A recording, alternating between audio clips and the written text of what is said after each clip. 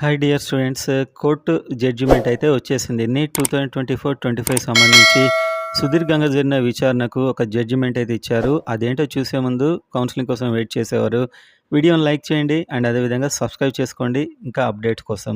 So వీడియోలోకి వెళ్తే ఇవాళ అంతా లైవ్ మన ఛానల్లో కూడా పెట్టాము అండ్ అక్కడ కూడా చాలా ఆన్సర్స్ ఇచ్చాను. సో ఇవాళ రీనీట్ అయితే లేదు, అది కన్ఫర్మ్ అయిపోయింది, ఎలాంటి ఎవిడెన్స్ లేదు. కాకపోతే లీక్ అయింది కానీ అది మొత్తం మీద వ్యాపించినట్టయితే లేదు అని చెప్పి అక్కడ జడ్జిమెంట్ అయితే ఇచ్చారు. భవిష్యత్తులో ఎవరైనా కూడా దీంతో సీట్ పొంది ఈ విధంగా ఒకవేళ లీక్ ద్వారా వచ్చినట్టు తెలిస్తే అప్పుడు కూడా చర్యలు తీసుకుంటామని చెప్పారు. సో అదేవిధంగా ఇంకొక ఇంపార్టెంట్, ఒక క్వశ్చన్కి 2 ఆన్సర్లు యాక్సెప్ట్ చేశారు. నెంబర్ 2, నెంబర్ 4 అని చెప్పి మెన్షన్ అవుతుంది అందులో only number 4 correct, number 2 wrong. So ఆ విధంగా రిజల్ట్ మళ్ళీ పబ్లిష్ అయ్యే అవకాశం అయితే ఉంది. ఒక 4 ఐఐటి ఢిల్లీ ఎవరైతే టీమ్ ఫామ్ అయ్యి 4th ఆప్షన్ మాత్రం కరెక్ట్ అని చెప్పిందో వాళ్ళకు మాత్రమే ఆ ఫుల్ మార్క్స్ రావడం జరుగుతుంది.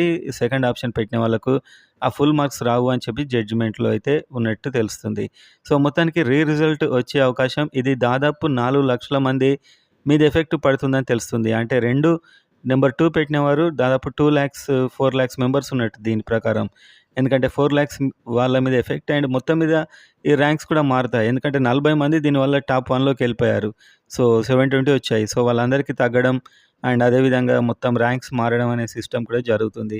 ఎవరైతే 2 పెట్టలేదో వాళ్ళకు ఎలాంటి లేదు. ఒకవేళ 2 సెకండ్ ఆప్షన్ కూడా పెట్టి మార్క్స్ వచ్చిన వాళ్ళకి ఇప్పుడు ఆ మార్క్ పోయే అవకాశం ఉంది. సో ఆ రిజల్ట్ మళ్ళీ వస్తుంది. సో ఇంకా ఇంపార్టెంట్ అప్డేట్స్తో నేను మళ్ళీ ఒక వీడియోలో కలుస్తాను. బిగ్ అప్డేట్ రీనీట్ ఎలాగో ఉండదని తెలుసు. కాకపోతే ఈ క్వశ్చన్ అనేది చాలా మంది మీద ఎఫెక్ట్ చూపించబోతుంది.